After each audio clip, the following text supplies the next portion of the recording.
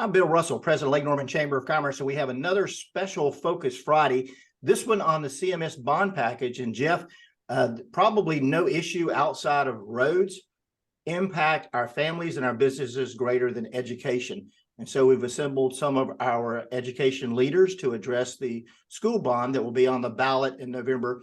But before we do that, we want to recognize Mike Riley. Mike is the president of Novant, Huntersville Medical Center. And Mike, thank you for being the presenting sponsor of all of our Focus Fridays.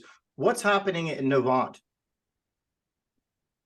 Hey, thanks, Phil. As always, we are so happy to sponsor Focus Friday. Always topical, always interesting, and really gives the chamber a lot of great information about what's happening in our community. At Novant, we continue to take care of everyone. We continue to be the healthcare provider for Lake Norman. Really, as far as the hospital, everybody asks me a lot of times about COVID. Our COVID numbers are up, but fortunately, it's not the COVID we saw a couple of years ago. It's people are generally coming in with flu-like symptoms, cough, sneezing, that kind of thing. The patients who are in-house that have COVID generally have another issue that they're dealing with and also have COVID. So it's not a terrible issue here like it was a couple of years ago. So that's where we are. But I'm excited about hearing from CMS. So I'm going to hand it back over to you and Jeff. Jeff Tarte is our public policy chair for 2023, also the incoming board chair. And Jeff, I'm going to turn it back over to you myself. All right, Bill, appreciate it. Well, for everybody that's listening in today, we have a presentation from the Charlotte Mecklenburg School leadership. We are truly blessed to have literally all the top leadership from board members to the superintendent to the chair of the board and other executives that have worked within the school system. The purpose today is to learn a little bit more details about the proposed bond package to bring older schools up to state-of-the-art measure and to potentially add a number of new schools.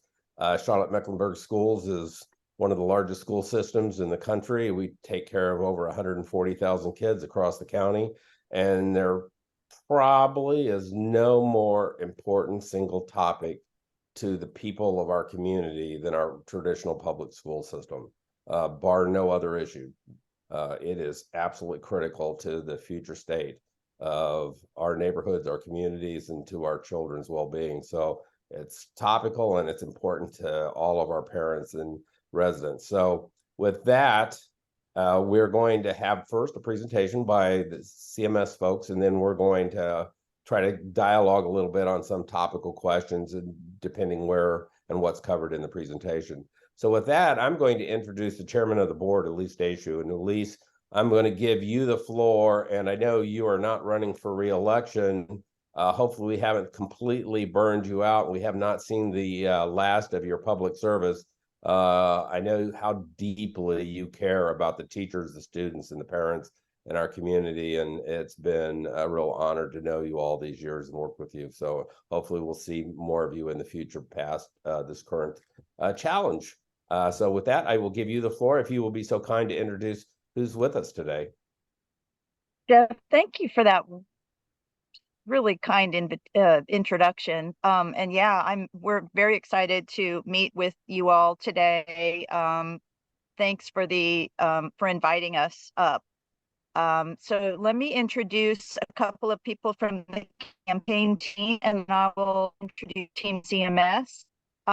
We've got Joe Bost, who is with the Charlotte Regional Business Alliance, and they are running the actual campaign for the bonds. As a government agency, we're not allowed to actually spend government funds on a campaign, which of course makes perfect sense. And so the business community is really all in with this bond campaign, and Joe's been great to work with.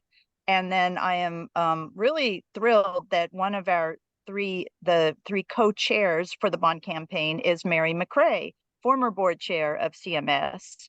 And so she is with us today. She'll be speaking with you about the bonds. And I'm also excited to introduce you all to our new superintendent, Dr. Crystal Hill.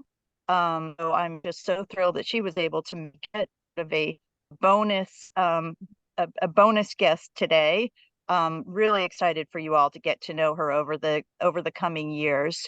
And we've also got Melissa Easley, your District 1 school board rep, who has been on the job for 9 months now, and working really hard to be present for you all and represent the priorities of District 1. I know it's a big change after 12 years of representation from the wonderful Rhonda Lennon Cheek. And Melissa is just all over the place in District 1 to out there listening to the constituents' needs and bringing them back to the board. And let's see, I see Jennifer De La Hara, at-large school board representative Jennifer De La Hara is with us. Charles Jeter, whom many of you know, the Huntersville legend, Charles Jeter, who handles our government relations and policy work. And then I know that folks in the Lake Norman area tend to be very, very detail oriented when it comes to schools. And we know you're going to have a lot of operational kind of nitty gritty detailed questions about the bonds. And so with that in mind, we've brought up Dennis LaCaria, who is not here to advocate. He's a CMS employee. He's not here to advocate, but he is here to inform, and he is a wealth of information. He can answer way more detailed questions than anybody else about how this bond was built and what these buildings are going to be like for you all. So with that, I will hand it off to Ms. Mary McCray to kind of introduce the bond campaign to you all. Good morning, everyone. I'm Mary McCray, and I don't think I'm a stranger to hardly anybody that's on here. Jeff, yesterday when we kicked it off, I put out 2 names out there, and one was John Kennedy, and the other one was Franklin D. Roosevelt, and gave people a few seconds to ponder those 2 names. And the reason I put those 2 names out there was because many of our school buildings are 40 or more years old, and some were even built in the 40s. So that meant that those 2 people were in the White House when some of our buildings were first constructed. And that is leading us off into this campaign.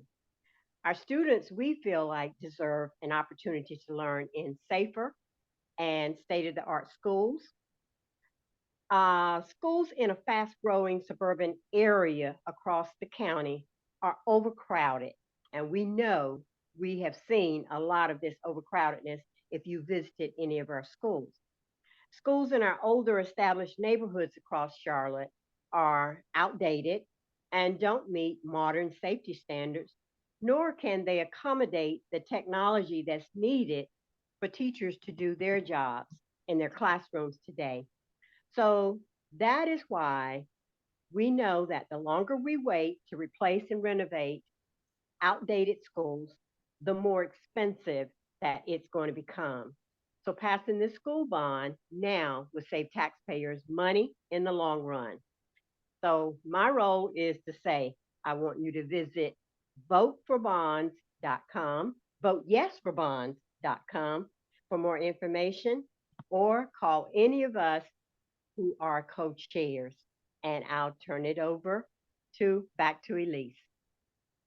All right, thank you, Mary. Let's see, I think I'm going to hand this off next to Superintendent Crystal Hill to introduce herself and just, hand it off to you, Dr. Hill. All right. Thank you, Chairwoman Elyse Dashew. We appreciate your support and so grateful for all of our board members who are on today, and Ms. McCray as well.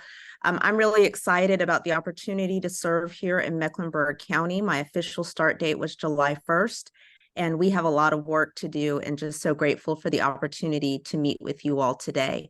I would like to take the opportunity just to share some information about our bond. So if it's okay, I'd just like to share my screen and go through some information with you all. And as previously mentioned, we have Dennis LaCaria who is on, who's going to be answering any specific questions that you may have as a result of what we're going to share this morning. So as you know, we are in the process of our bond campaign. As the superintendent, I can advocate on behalf of the board to vote yes for this bond campaign. So a little bit about our capital investment plan. This is a subset of a larger capital needs assessment. It is a 10-year plan and a long-range facilities master plan. So this bond campaign is only touching just the tip of the iceberg, but it is definitely a move in the right direction. Our plan was developed through community engagement. As you all may recall, we were out in the community doing lots of engagement. And then we did prioritization through the use of a rubric. The plan was adopted by the Board of Education, and subsequently the Board of County Commissioners voted to approve this to be put on the ballot in November to our voters.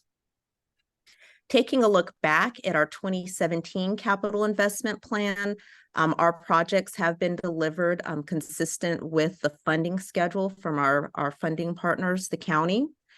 And then in addition to funding, we have several projects that have a design, permitting, and construction timeline. Our team has done an amazing job, I think, in making sure that the public has access to our progress on our 2017 bond projects. And here's the website that you can actually go on and see live webcam of any work that's happening associated with our 2017 bond. So we narrowed down our capital investment plan to the top 30 projects that it will be $2.5 billion. And all of these projects will be funded in part, in whole or part, with the passing of this bond. The next several slides just show those 30 projects and the estimated escalated cost of those projects. And when Dennis comes on, he certainly can go through the ones that are specific to the north side of the county. I would like to point out these are our projects by district.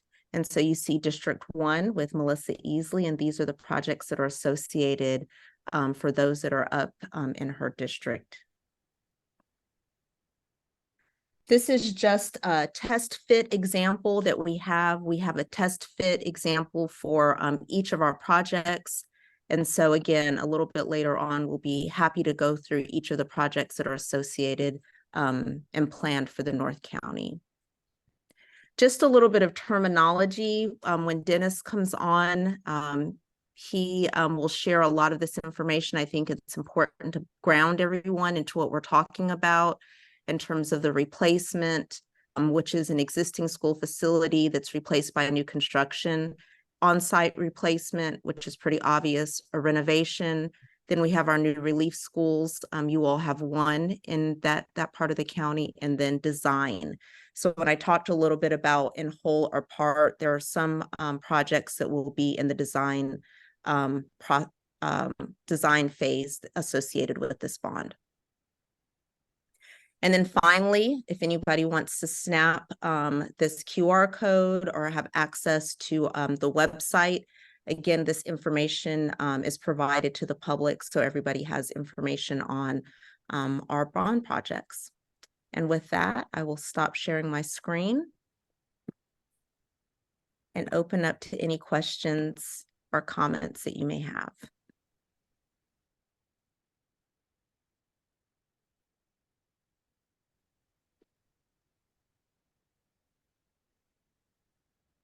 You're muted, Jeff. There you go.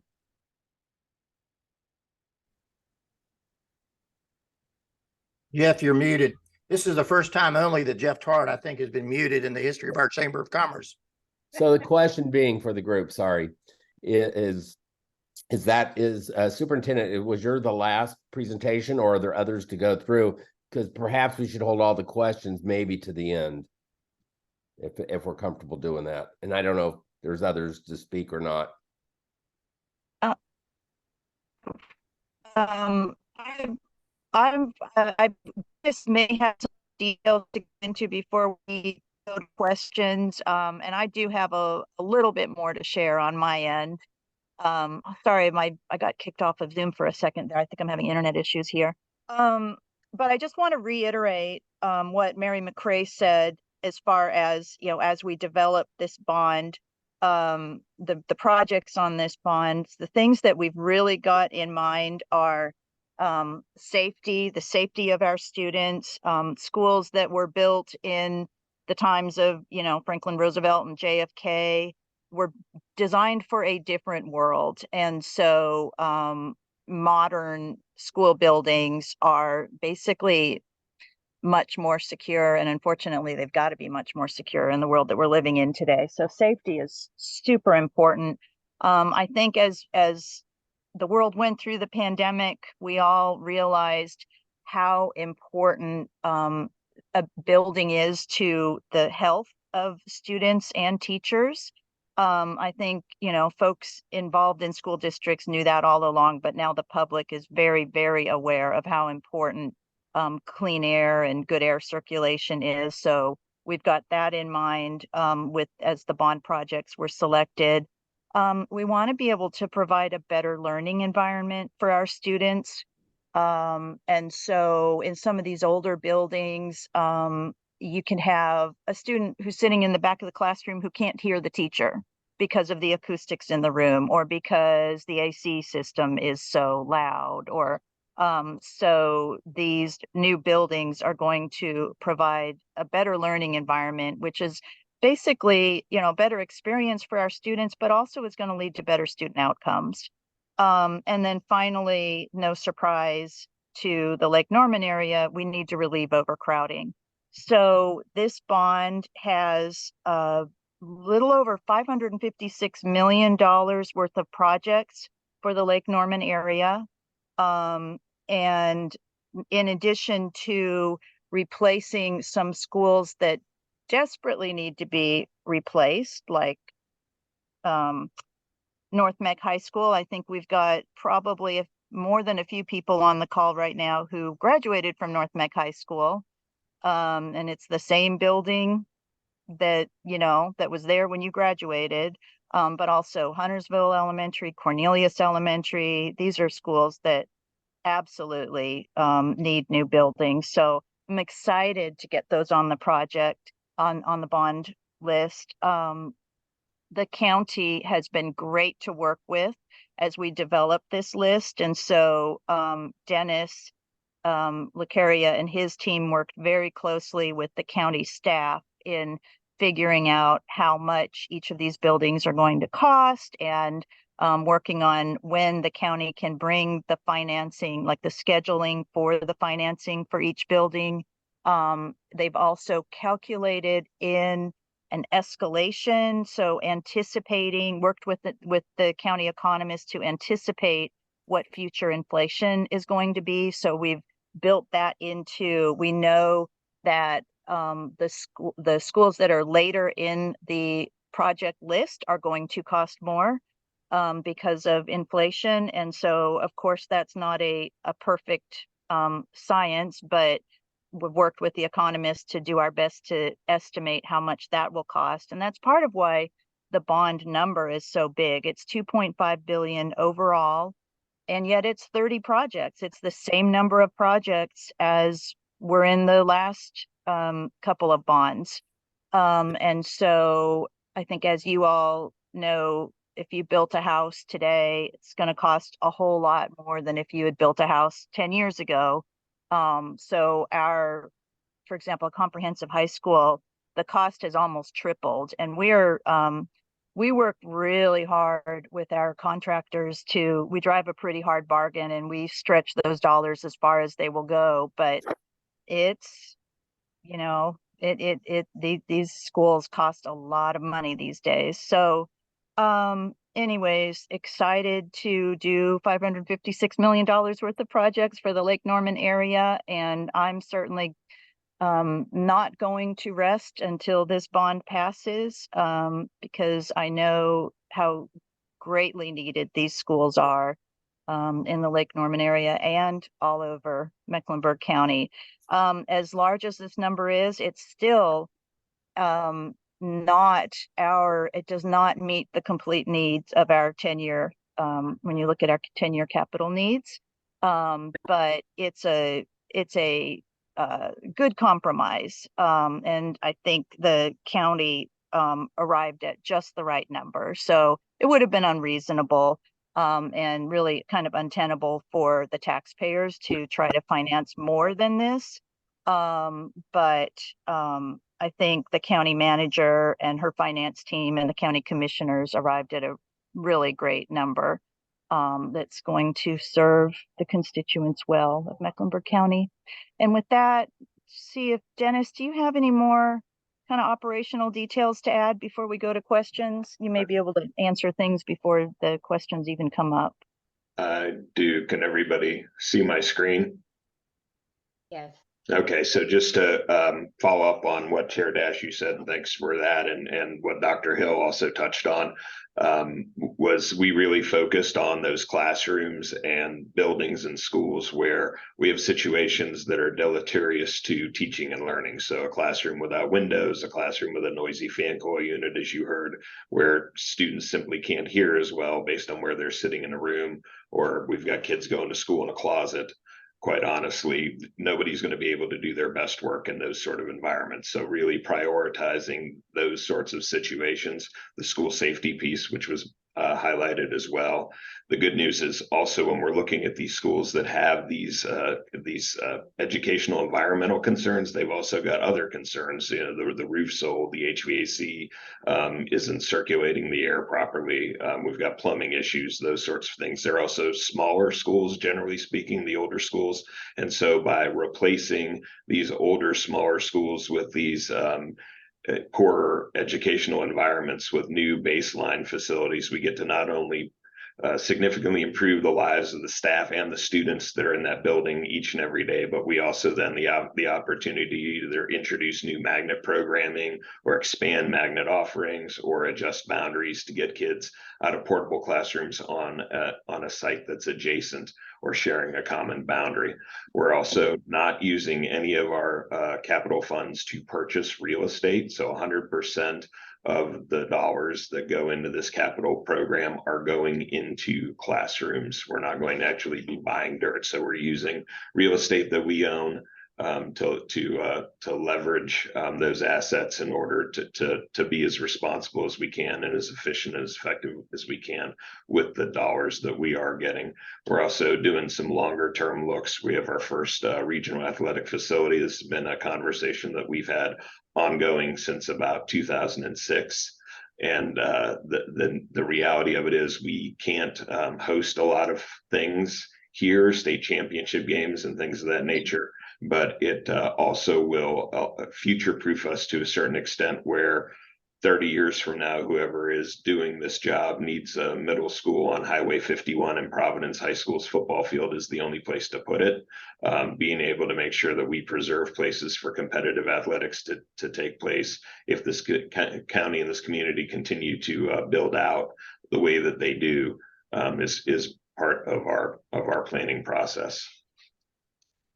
And so just real high level on these projects. So all of this is available on the CMS bond site where that was shared, or you can get to it also by just going to the main CMS homepage and you can click through from there. It's in the banner, but you'll see on-site replacement means just that. And that's something that we don't do. I mean, something that we do all the time. It's not unusual to us. So we build a new school on the same site as the existing school, keeping the existing school in operation until the new school is ready. We move the students and staff once into the new building, and then we go ahead and demolish the existing building and finish out the site work.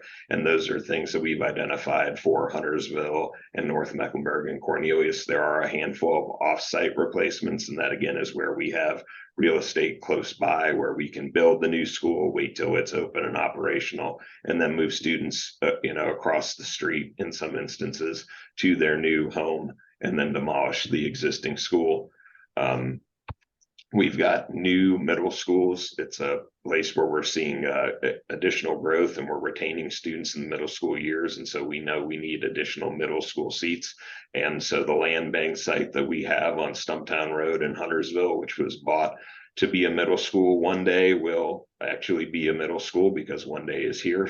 So that will allow us then to look at boundaries even up into Bailey Road and the future of Davidson K-8 and the other middle schools that are in that area as well.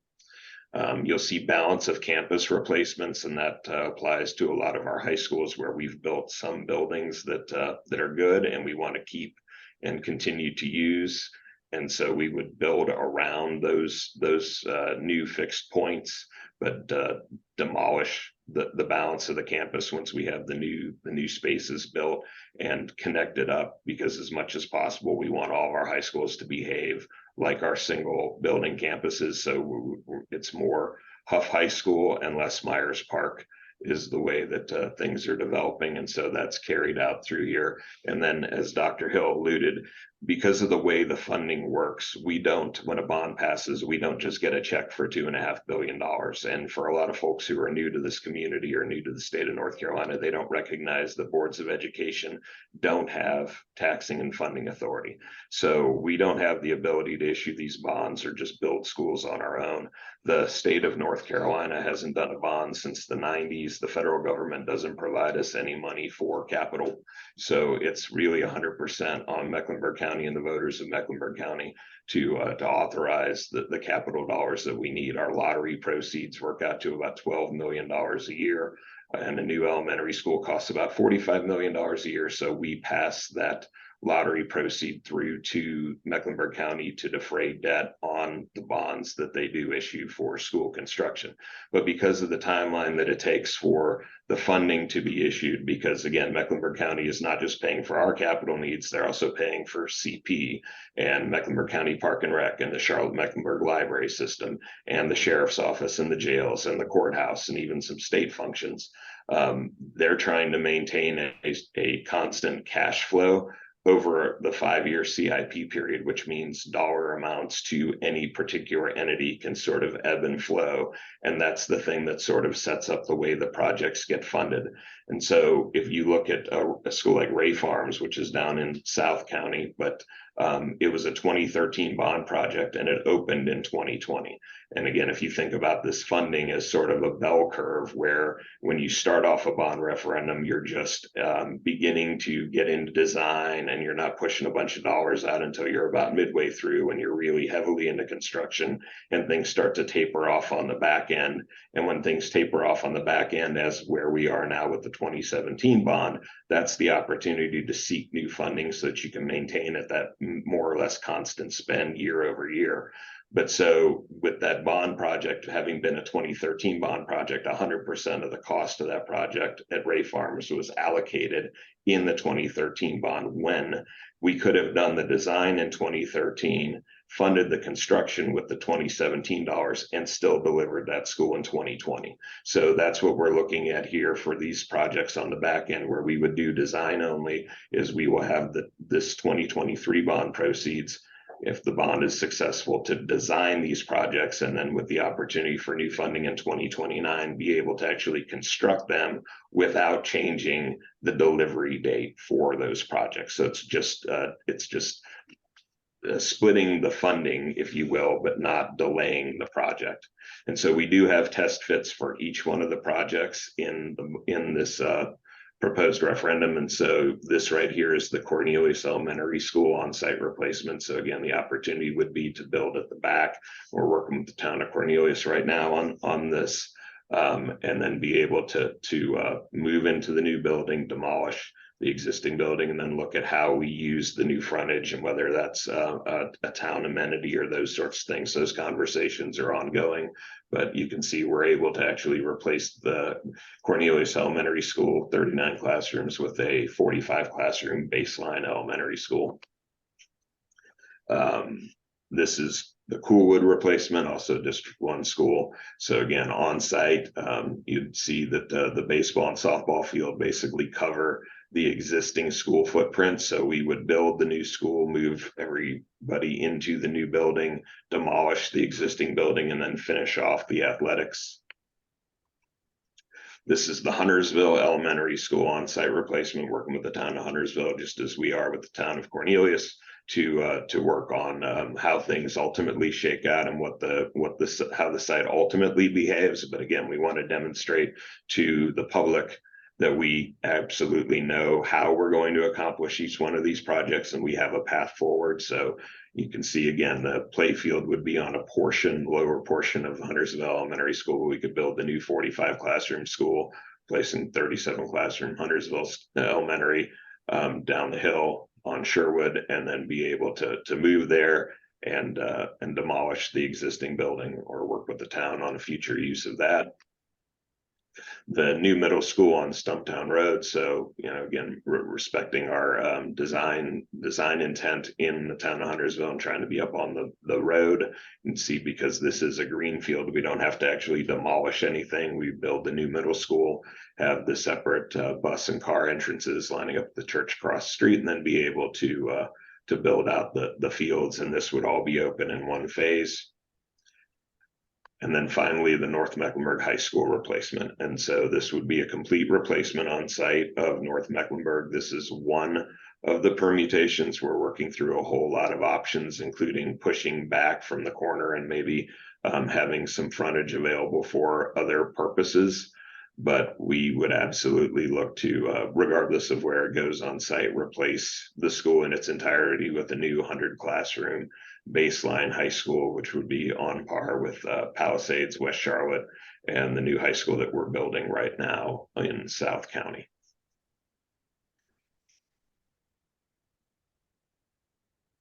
That I will stop sharing my screen. And Chair Dashew, do you have other comments?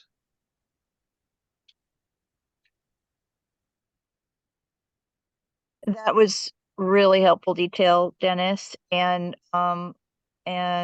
Jeff, we're ready to take any questions you all might have. All right. I was just looking, see, there's a couple messages. My first reaction to all of that is, wow. I mean, it's just breathtaking. Okay, I'm completely biased. I thought $2.5 million. What a crazy amount of money to ask for. Now I'm going to say, are we asking for enough? Is almost it sounds crazy. And when Elyse, when you said schools are costing 5 times what they were, 3 times.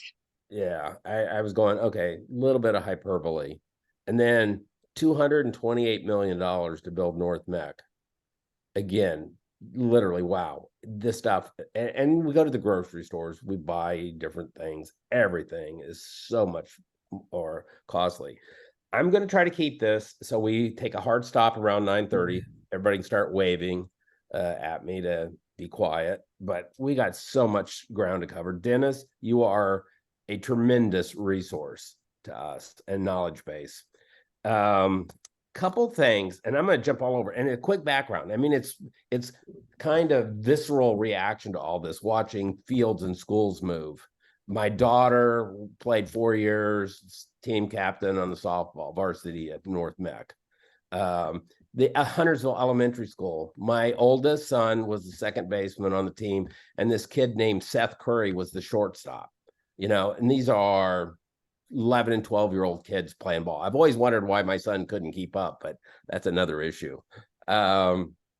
It's just the reaction. We played sports at Coolwood and all these places, and the change. But we're looking at 3 decades of time.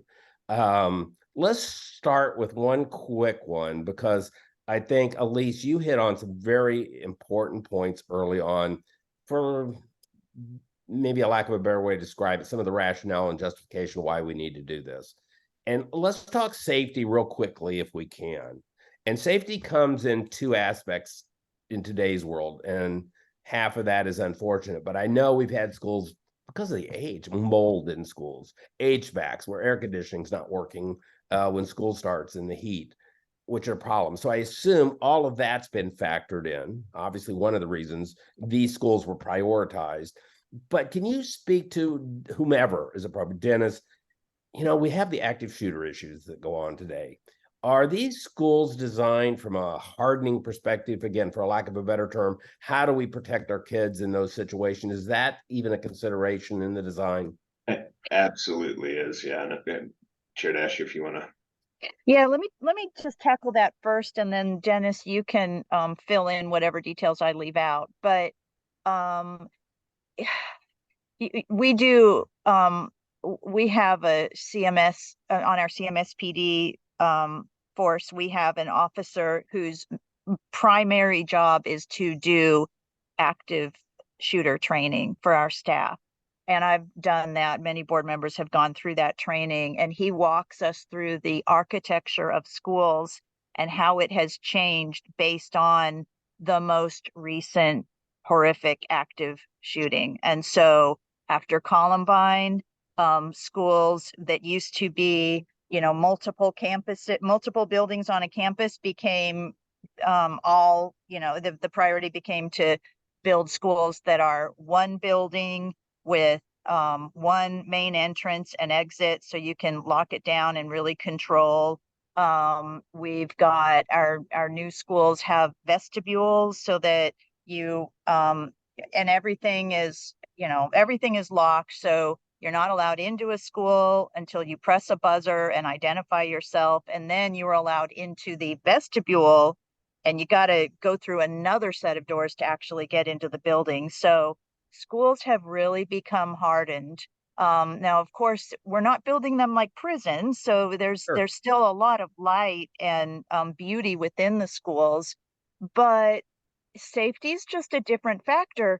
So you talked about Coolwood. They have a nuclear fallout shelter.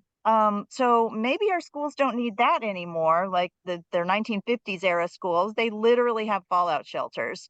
But we do need to be hardened and have single entrance. And that's especially a big deal at some of our older high schools and middle schools. And then Dennis, did I leave anything out? No, I just wanted to hit on, there's a lot of other stuff that doesn't get seen, but is factored in. There's something called crime prevention through environmental design, or CPTED, and we take all of our schools through that process while we're in design. So that speaks to how things are oriented, where the front door is, how the building is facing the street, where the shrubs are planted, where the couple hundred cameras are on the site and in the building, right? So all of those things are taken into consideration so that we can even try and anticipate a threat before something even comes on the campus. And one of the corollaries to that is people say, well, why don't you fence the entire campus, right? And so part of the answer to that is, right, well, sometimes you have to get out of a building, right? If something's on fire, you have to make sure that everybody can get out of the building. But the other piece is, a lot of times we have folks who are bad actors who are coming across our campus. They have no intent to actually do anything on the campus. They just happen to be moving through the campus. We have lockdowns and situations that happen because something happened nearby. We would like that person to keep moving and not hit a fence and be trapped on our campus. So there are a whole lot of things that go into making sure that the school campus, as well as the building itself, are safe and secure. And a lot of those things just aren't seen or known to the common person, and that's okay too. Sure. All right, we're going to kind of jump back and come forward, and I guess I'm kind of emceeing, so I'm going to interject comments as I go along. Probably shouldn't, but I am anyway. I've been cautiously skeptical of the bond and have been. Size, performance, a lot of issues. If no other reason but safety and what you're doing, and you just explained, Dennis, in the design of these schools in today's environment to keep all of our kids safe, that in and of itself is a reason to support this unequivocally, to keep our kids safe. Huge aspect that you guys have factored into this and the design of these buildings. So that's a huge positive. But jumping back, 2017, we talked about the bond, about 30 projects. Are all of those projects completed, or are there any carryovers from that still need to be finished? Just out of curiosity. that when we do, let me, again, I'll try this first and then hand it off to you, Dennis, but, we do, I think it's a 7-year cycle, for between bond campaigns, but it takes more than 7 years to build out the schools. And so I think Dennis alluded to that. We're at the end of the 2017 cycle, but there are a few more schools to finish up. In order to be most efficient, you want to sort of keep it rolling. And so when you get to the end where you're at just a few more schools to go, that's when it's time to gear up and get going with the next set. Dennis, I know you can answer it. No, that's more perfect. detail. And thank you, Chair Dashew. And I think one of the things, everybody see that? So, Yes. okay, so this is the cmsbondconstruction.com website, and this was referenced earlier by Dr. Hill. And so you can go here and actually look project by project at what we had in the bond and what's going on right now at each one of the sites. You know, as Dr. Hill mentioned, you know, there's a live camera for when it works. Technology is great. Sure.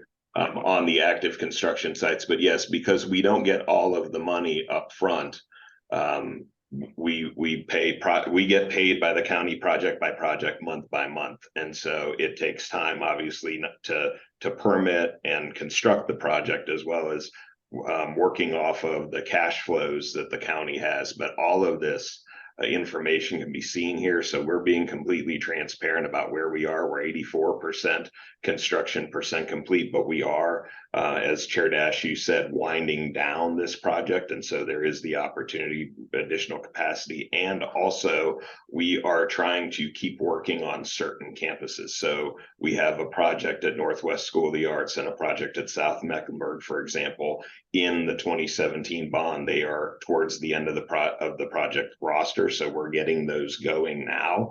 Those also have projects in the 2023 bond, so our intent would be to keep working on those campuses and have both of those pots of money, if you will, accessible, so that we can start the work at South Mech and not finish, start the work at Northwest School of the Arts and not finish until we're done with the 2023 work, and we don't have to incur fees because we've demobilized and remobilized and all of those sorts of things. But we are still building the new South High School. We're finishing up the elementary school across from Marjorie Kell. We're working on the replacement school for Bruns, as well as the Northwest and the South Mech projects. And again, those things are tied primarily to cash flow and less to anything else, but sure, the way the money flows.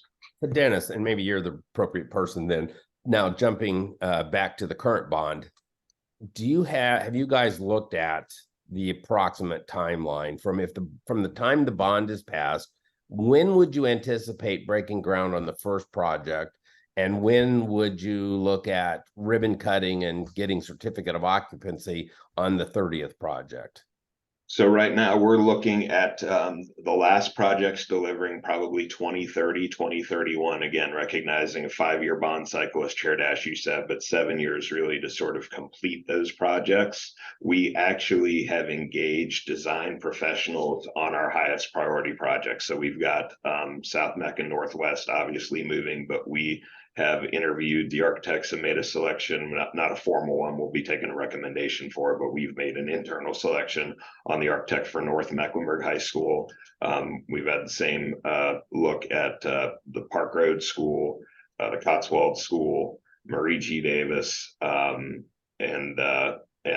Second Ward High School. So we're moving, or we actually got some permission from the county to do some early design and get some projects moving ahead relative to the design aspect of the bond, so we can be on go when, you know, if the bond is successful, and be able to start moving, you know, in spring of next year.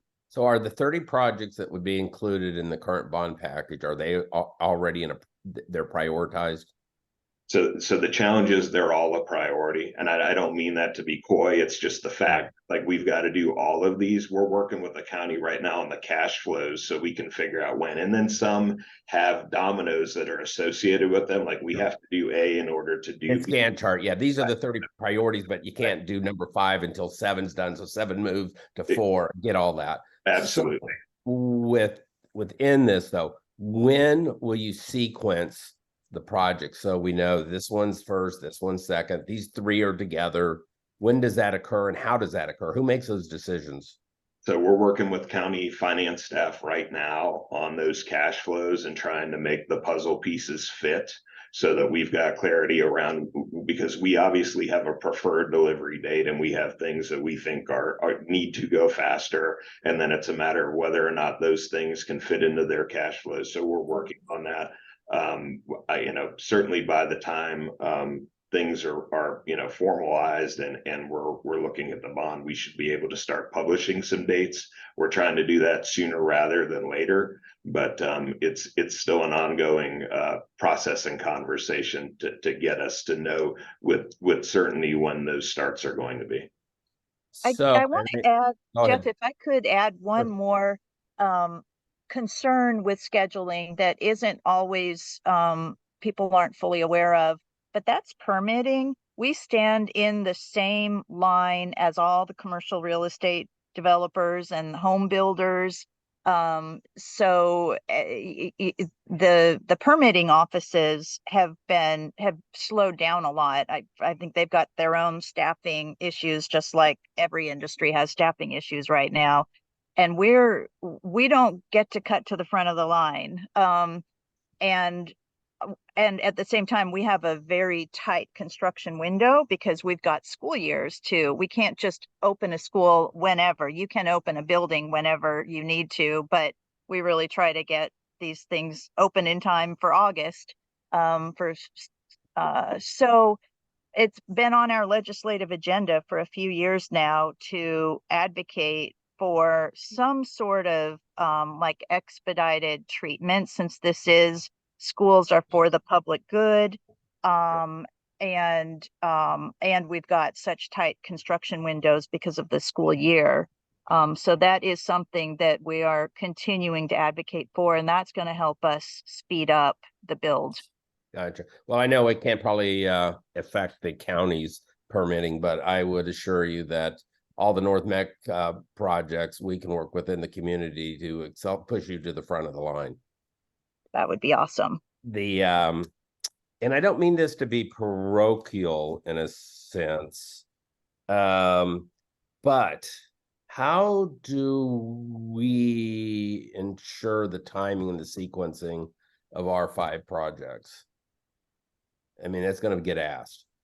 And it's always the concern. I mean, it's kind of the politics and the nature of being here for 3 decades that, yeah, this is a commitment. We've stated this as a priority. Boards change, other things, factors, and then the priorities move. And all of a sudden, you're gone from 3rd on the list to 29th on the list. How do we avoid that, or can it be avoided? Well, I think if you look at the promises made and the promises kept on the 2017 on the web, we've got the web page that was shared that shows all of our 2017 projects. We don't scramble the order. Now, I do remember, this was before I was elected, I was on the Bond Oversight Committee, but I do remember a time where the order of schools got switched up, and I think it impacted, help me out here, Dennis. It was an elementary school in the north. And Yes. the reason that got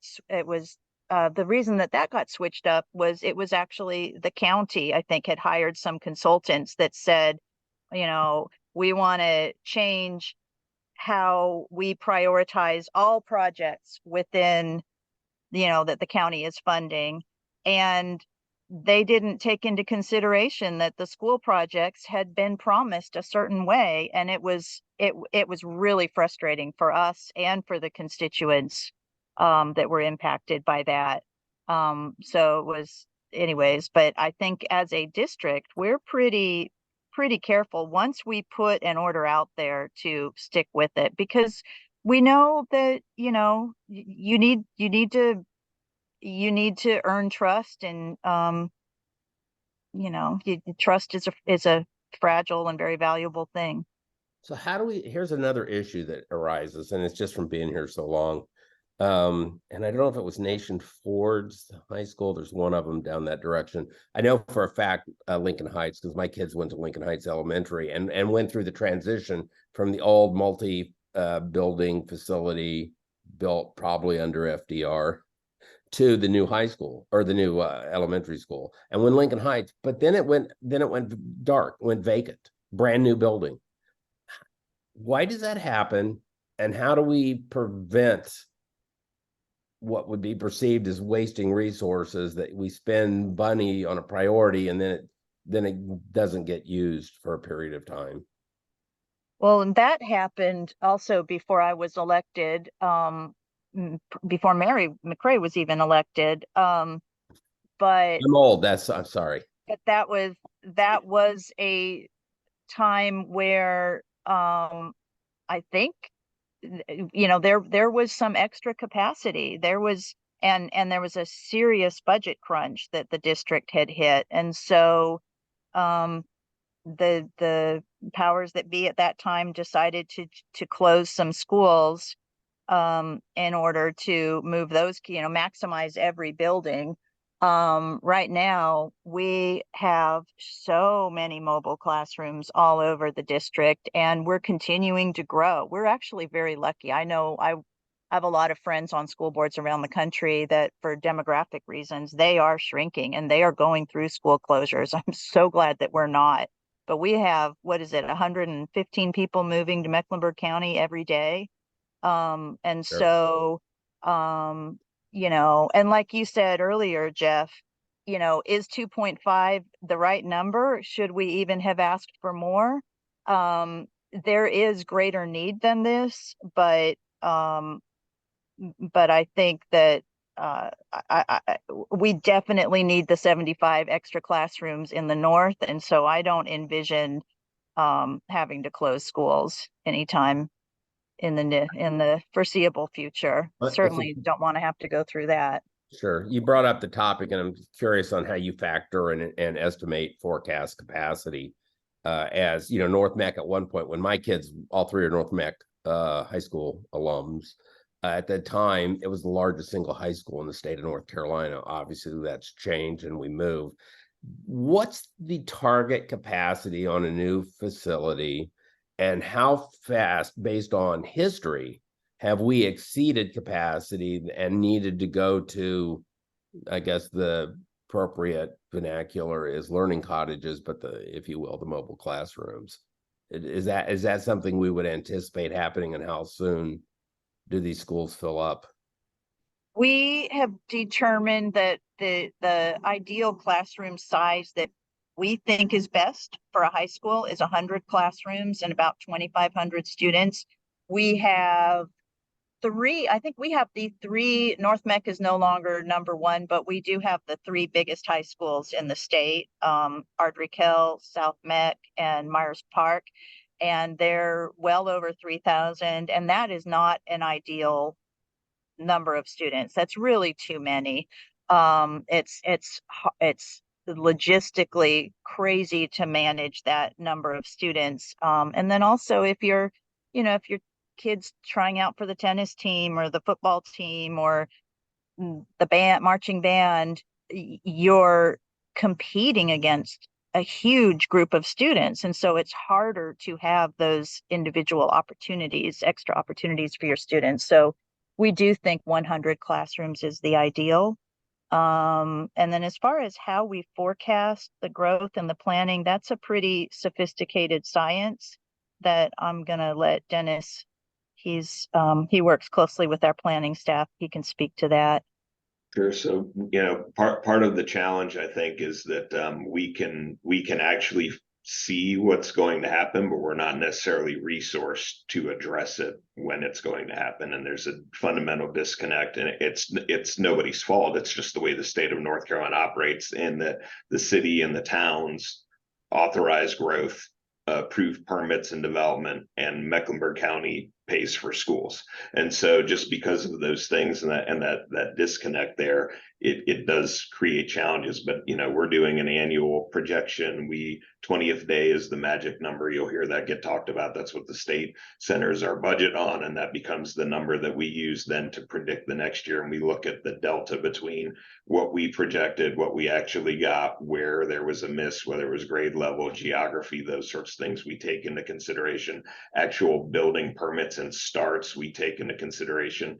Meter bases, a rezoning doesn't necessarily mean something's going to build out. So we're dealing with what's actually on the ground and what's coming online every year. And so we're able to project reasonably accurately. The challenge again is not being able to address the need. And the answer isn't to simply just add students to a school campus ad infinitum, for a whole lot of reasons. One is the state of North Carolina doesn't really have a schedule for a high school with more than 2,500 students. You get 4 guidance counselors with 2,500 students, and you get 4 guidance counselors with 5,000 students. So there's not a model from the state standpoint that supports anything really larger than that. So the answer is to build additional schools and get relief, and not continue to just put students on a campus. Gotcha. Well, we could do this. We've probably got 3 hours more of things to cover in detail. We really need to kind of hard stop, just because people won't be able to read through and disseminate. I know other people have things on their schedule.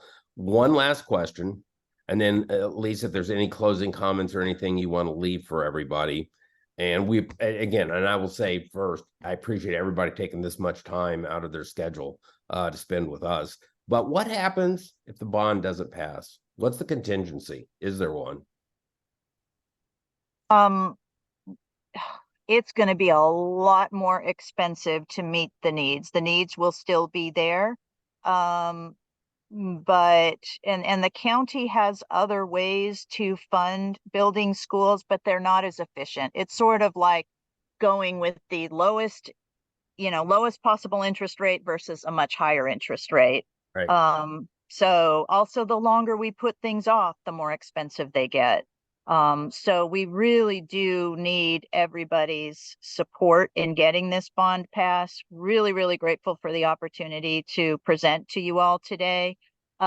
Joe, if you could drop the link once more for how to get involved with the campaign, because it's not a it's not a done deal, and this is a big ask for the community. So if there's anybody on this call who's willing to sign on to the campaign, we're asking for endorsements from individual citizens, individual leaders, from groups, and we'll need volunteers to help get the word out and work the polls and all that good stuff. So it is certainly nothing that we're taking for granted. We're going to work very, very hard to get this passed, and we're going to need all the help that we can get. And I know I saw Commissioner Kovac said she has so many questions. So please follow up. Like, we want to be able to answer everything. And I know we're on a tight schedule here, but please, Joe left his email address. If you want to send any questions his way, we'll make sure we get them answered for you.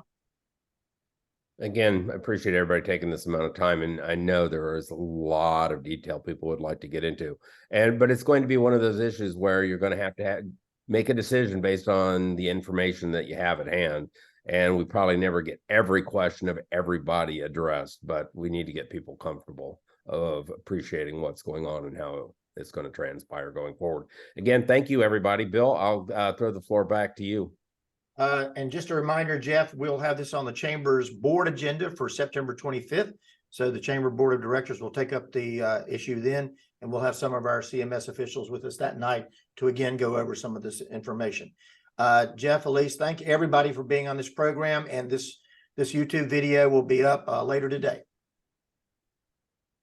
Thanks, guys. Thank you again. Take care, all. Thank you, everyone. Bye.